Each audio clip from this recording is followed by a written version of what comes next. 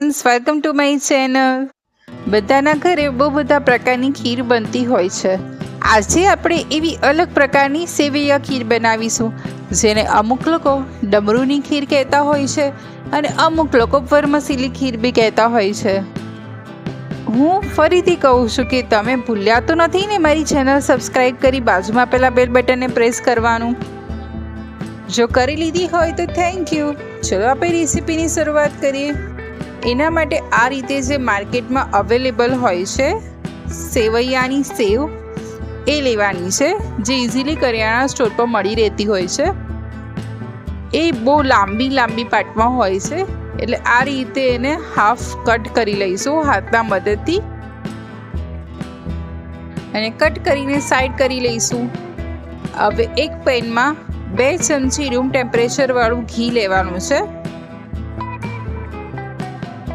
અને ઘી સરસ ગરમ થઈ જાય એટલે આપણે જે તોડેલી હતી સેવૈયા એ એડ કરી લેવાની છે। હવે આપણે સેવૈયાને સરસ લાઇટ બ્રાઉન કલર આવે એવી ઘીમાં શેકી લેવાની છે, અને આ રીતે સ્પેચ્યુલાના મદદથી જે લાંબી સેવ છે એને થોડી નાની કરતા જઈશું। જેમ જેમ સેવ શેકાય છે એમ અરોમા એટલી સરસ આવે છે ને કે અત્યારે જ હું આ સેવ ખાઈ લઉં, પણ આપણે પેશન્સ રાખી અને સેવૈયા ખીર તો બનાવવાની જ છે।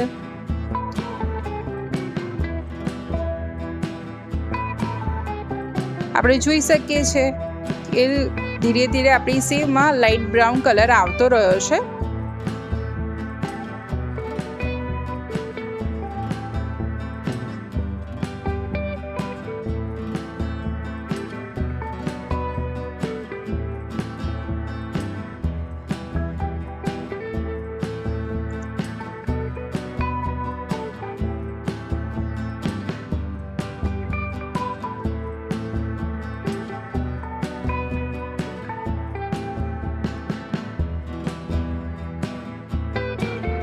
તો આ રીતે આપણી સેવ શેકીને રેડી થઈ ગઈ છે, એટલે આપણે એમાં 1 બાઉલ ખાંડ એડ કરવાની છે।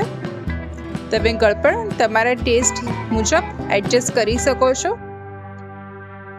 અને ખાંડ અને સેવને સરસ મિક્સ કરી 1-2 મિનિટ કૂક કરી લઈશું।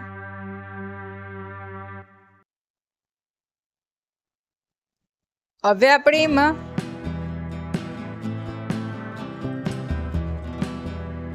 1 બાઉલ દૂધ એડ કરી લેવાનું છે, અને દૂધ અને સેવ બધી વસ્તુને સરસ મિક્સ કરી લેવાની છે।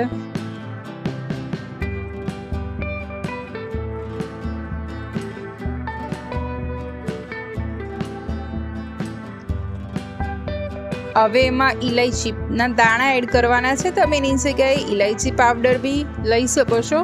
ઇલાયચીનો ટેસ્ટ આમાં બહુ સરસ આવે છે।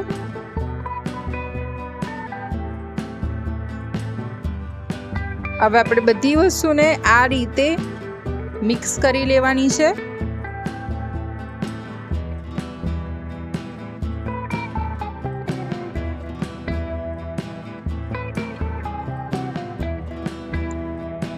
હવે આ ખીરને આપણે 5 થી 7 મિનિટ ઉકળવા દઈશું, જેથી આપણું દૂધ થોડું સેવના કૂક થવાથી જાડું થઈ જશે। ત્યાં સુધી આપણે એને સ્ટર કરતા કૂક કરી લઈશું।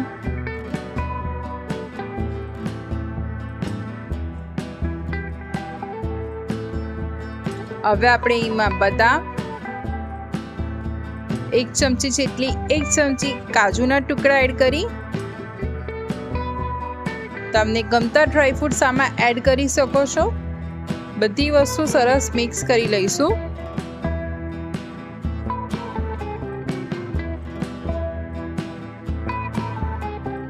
તો આપણી પરફેક્ટ સેવૈયા ખીર રેડી થઈ ગઈ છે।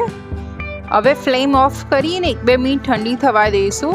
હજી જેટલી ઠંડી થશે એમ એની કન્સિસ્ટન્સી હજી થોડી ઘટ થઈ જશે।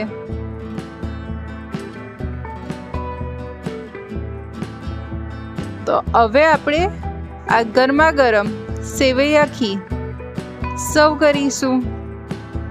અને એને ઉપર પિસ્તા અને રોઝ પેટલ્સથી ગાર્નિશ કરી અને એન્જોય કરીશું.